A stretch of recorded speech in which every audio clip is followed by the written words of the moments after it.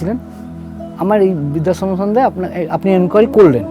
তা আমার দুটো চারটে কথা আপনার বলার আছে, যেটা হচ্ছে আমি প্রথম থেকে এই বৃদ্ধাশ্রম যখন প্রথম থেকে শুরু হয় তখন থেকে আমি আসা যাওয়া করছি এবং আমি দেখেছি এদের যারা এই বানাচ্ছে তাদের চিন্তাধারা কি বৃদ্ধা আজকাল যারা বঞ্চিত বৃদ্ধা তাদের সুন্দর থাকার ব্যবস্থা করার জন্য।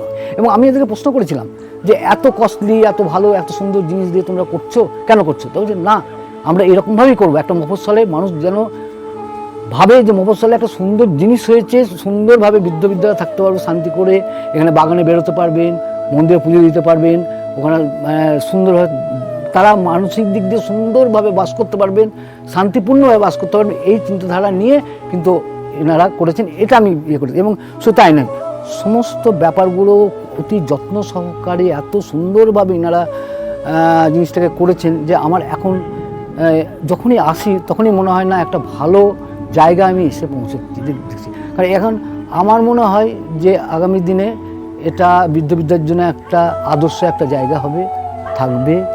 আপনি এসছেন, আপনিও দেখে শুনে যান, আপনি তো অনুসন্ধান করলেন, পরবর্তীকালে যদি আপনার প্রয়োজন হয়, কারোর আপনারও প্রয়োজন হয়, আপনি তাদেরকে বলবেন। পরিবেশটা খুব ভালো লেগেছে, পলিউশন ফ্রি একটা জায়গা, যেখানে মানে বৃদ্ধরা খুব মানে বুক ফুলিয়ে বেরিয়ে নিতে পারে।